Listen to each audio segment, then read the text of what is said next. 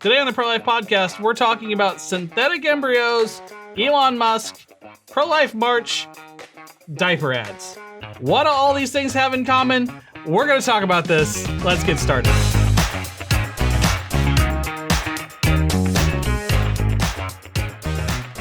Happy Thursday, pro-life family. Welcome to the table. Pull up your chair, grab your coffee or your mushroom coffee. Veronica's trying to convince me mushroom coffee It's great. It's great. It's reduced anxiety. I don't know. I can't tell if it's the coffee or the news. Lot going on. For those that don't remember who you are, friends, if we could introduce ourselves. Kim Schwartz, Director of Media and Communication. Hi, I'm Veronica Smither. I hang out with these guys and talk about bioethics sometimes. Love it. Glad you're back. Thanks. It's good to be back.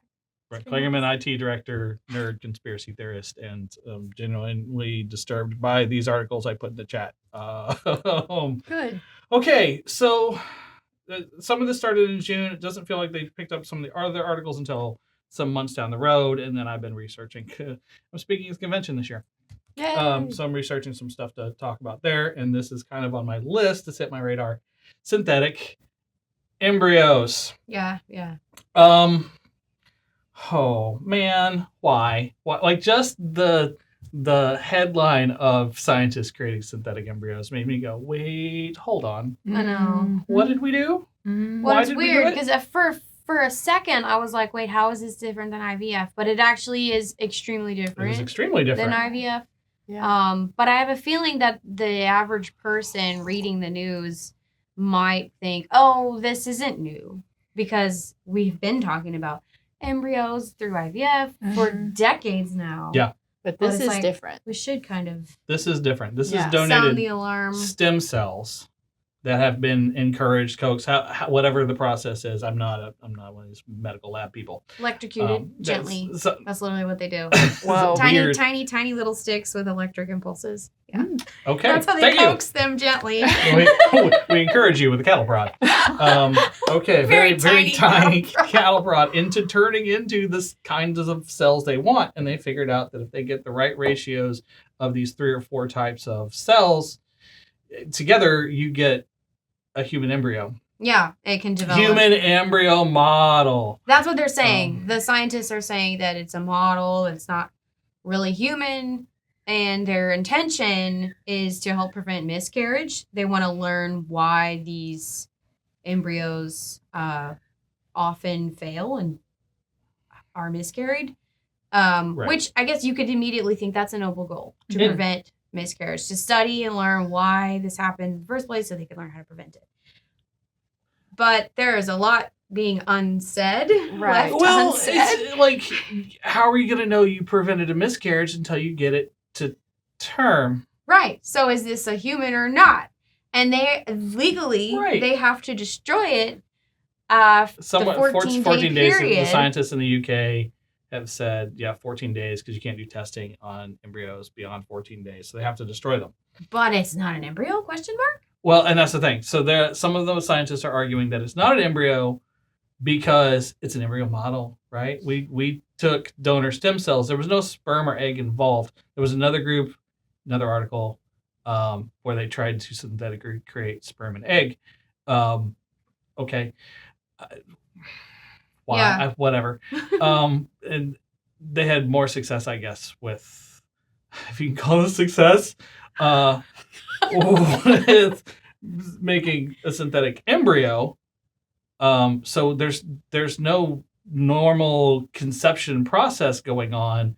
It's completely lab, Yeah. where we've taken donor stem cells. So you've got somebody's DNA, I guess one person. What? Right. Probably. It doesn't discuss in these articles, at least, where the stem cells came from. And is it one human? Is it 2? Is it many? Because even in IVF now, you can use a 3-parent process to make a 3-parent embryo. Yeah, that's another video entirely. Yeah. Yeah, that's a whole other topic. I guess it is a little important to describe the differences, though, between IVF and this. Just to summarize, IVF, it's like you already have your sperm and egg from a being. real Yeah. human being, a natural human being, that are combined in a lab and then grown. But Yeah. here, the difference with these model embryos, is what they're calling them, is that they're taking stem cells from a human. They're not egg and sperm. They're just stem cells, like the blank slate cells, if you will. And then Right. they're turned into a model of an actual human being, the model of the embryo. You skip the egg and the sperm step in development. And it And- grows for a few days and then Right. hit that 14 14-day mark, days. and they have to. Legally obligated to destroy it. Nobody's had a viable full pregnancy. That's all been unsuccessful. Okay, so that was one of my questions. With these synthetic embryos, have they tried implanting the embryos into like an actual womb and then see like what So happens? we've tried it with animals, I Okay. guess. Some engineers in some countries have tried that with animals, and it has been unsuccessful to this point. Also, the whole idea of synthetic embryos is new. So, I mean, we've only been trying this for a little while, right? So, It's only a matter of time, kind of thing. Yeah, sort pretty of. much. I'm Mhm. afraid that, it's only a matter of time. And if we define this as not a human embryo, then what experiments can we do to it? Right. Yeah. Like, I'm already imagining, okay, let's say that a secret lab keeps the embryo model alive all the way to full term, and lo and behold, you have a human baby born. Well, they were just arguing that it's not a human and that it's not alive. So now what is it? Is this like a subclass citizen now? Right? That's a real question, and historically a valid concern, because we have had many different subclass citizens that we're constantly having to rectify that Humanity issue. has a poor track record on this Yeah. particular issue. Mhm. Yes. So, Mm-hmm. so what now? Well, and if it's and not who are if this it's not- person's parents? And right, and what do we do with this baby? If it's not human, then why are we doing experiments? Like, it's got to be close enough. It's got to be Mhm. human enough that you could theoretically do Yeah, experimentation. human enough that you're obligated to destroy it. But if Right. it's that human, then it's human. Yeah. I don't like the future. This is Yeah. Jurassic Scary. Park with people. Like, what's, Yes! what are we doing? I just What watched are World Dominion last night. Good job being Oh, prepared. thank you for the funny transition. I need that. Oh my Oh God. my goodness. Excellent movie. All my heroes in one place. Okay. But you're right. so- No, it's terrifying. But even those movies talk about, like, this was a bad idea. Mhm. And even the heroes come around. They have a very long, like, 6-movie arc It's to true. change their minds about everything they did was a bad idea. Yeah, if it's human enough, why are we experimenting? Like, that's dangerous, right? Yeah. We are sacrificing our souls in the name of science. Yeah. What are we doing? Well, Why? and back to the original intent, or at least that their claimed intent is At the moment. to study miscarriage in order to prevent miscarriage. Noble goal. But perhaps there are other ways to do it without creating flesh and blood. Yeah. Right, and it also feels like a weird backdoor into human cloning. Yeah, Mhm. it You know, does. because you're taking a donor's DNA and turning it into an embryo. Right, and you're skipping a step. Yeah. You skip the need of donor eggs and sperm. You can just get stem cells, which are way easier to get. They are. Well, now they are. They didn't used to be, but it is easier to get stem No, cells they in didn't. many ways. It's we figure out how to do something and then we run with it like crazy into really strange territory. Yeah. We have a very, very bad history of not learning our lessons, and I'm concerned about this one. I'm going to research some more and see how this develops. I'm anxious to kind of sit down with Dr. Sego and talk to him about this and get his 2 cents, the bioethicist 2 cents on like what you thinking about how this works, man. Because I'm just sitting here with I'm a techie. I don't have a biology degree. I don't have a theology degree. Not philosophy. Not like those aren't my thing. But I'm reading this headline and going, I know we're doing this in the name of science, and we've kind of come up with this noble justification for why it's okay. It's funny. My pastor this weekend was talking about a friend of ours that's a detective. He was talking about our own justifications for sin, and that his detective friend said he does a lot of interrogations, and once you can get somebody to acknowledge their justification for why they did it, Right. I always have a good reason. it's, they had it coming, or I deserve thus and such, or whatever, then, you understand, and they just sign a confession. Huh. It's Wow. once you can Just want acknowledge the your justification, emotional need to be met. right? Like once you get through their mental gymnastics to get there, like, yeah, you get it now. See, it's like, Oh wow. hold That's on, so let's messed back up. up here. There's a line that got crossed. Doesn't really matter the gymnastics you went through to get to it. Yeah. And this feels the same. Like we went, this will be a good thing when we're done. But getting there, Yeah. Mhm. Well, it what reminds did we me. do? I love talking about movies. I'm already thinking about other movies. So I watched Oppenheimer recently, Mhm. which was an amazing movie. Good movie. And I mean, Not for the children. No, don't. No, well, clearly, but for many reasons. So Just got to throw that disclaimer out there. Good call. it is really, really interesting how Oppenheimer, the man himself, was in many ways in denial about what he was a part of. People kept questioning him because the world knew what it was, like the best kept secret. Like they knew they were working on the A-bomb, and there was what they call like a gap in the science. Like all these scientists who would have been able to contribute on this project suddenly went silent. So it's pretty clear what they're working on, like a best kept secret. So news articles were like trying to interview him and asking him, what are your thoughts on this? Like, what about the morality of this? Like, what about the number of deaths this could bring and all this stuff? And he was like, I'm just doing the research. I'm just researching. We're just doing research. Blah, blah, blah. He never was able to acknowledge the end result, or at least according to this movie, until the A-bomb was actually dropped. And then his conscience, it was like a wall falling down. He was finally able to see his own conscience and was extremely upset with himself and super guilty. So I thought that was fascinating how you can justify things. Oh, we're just doing research, or we're learning so much. Like in this case, we're learning how to prevent miscarriage. But it's like, wait a minute, you're literally like making a clone. Like what? You're not going to acknowledge, well, we're just doing research here. We're just doing research. Like you can be in such avid denial over something until it hits you in the face. And in Oppenheimer's case, until they dropped a bomb and millions of people. And then he realized, "Behold, I am become death, destroyer of worlds." Yeah, Yes. that was his quote, which from a Hindu book, I believe. But yes, right.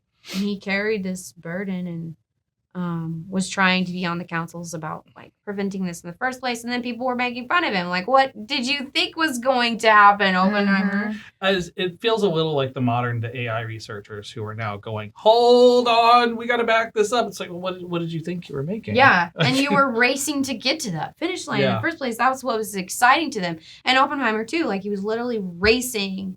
They were taking bets on how long it was going to take. Right.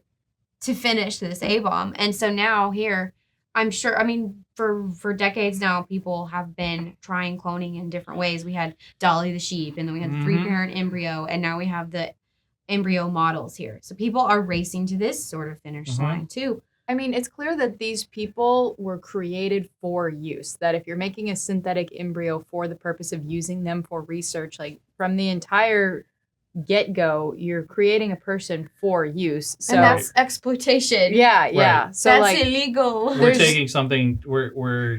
We are copying a creation in the image of God for exploitation. Yeah. No bueno. Okay. It's enough on this. We need to move on. Hard pivot. Stop making synthetic babies. Make more babies. We'll explain in a minute. We will talk about this after the break. Great news. Texas Right to Life is celebrating our 50th birthday this year. This is half a century of victories that the Lord has given us. But God is not done yet. the battle for life is only increasing as the abortion industry is going underground to promote death and sell abortion. Join us in supporting Texas Right to Life's 50th birthday campaign and chip in with a gift today. Thank you for 50 years of saving lives. And friend, the best is yet to come. Get your tickets today for the Convention for Life. This is like my favorite convention all year. June 22nd in Houston at Grace Church in the Woodlands. We're going to level up that pro-life knowledge, and you are going to be a pro-life expert.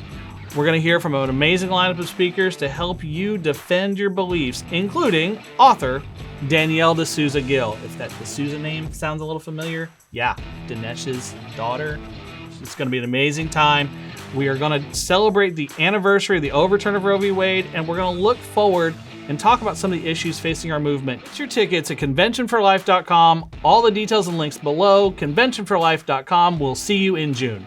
Welcome back, friends. So, again, Convention for Life coming up in June this year. Mm-hmm. Woo!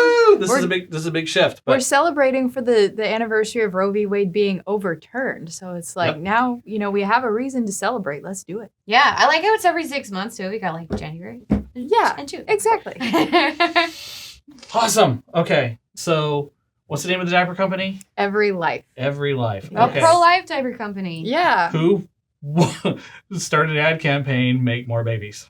Right. Which is just funny. It doesn't even have to be pro-life or pro-choice or anything. It's just funny. Yeah. I mean, But clearly they are a pro-life if company. Pampers did this, it would be funny. It would be very It's humorous. Like, who wants you to make more children more than a diaper company? Exactly. Mhm. I mean, it's like, these are only useful in that child's life for a short span of time, so we have to keep having more customers, Yeah.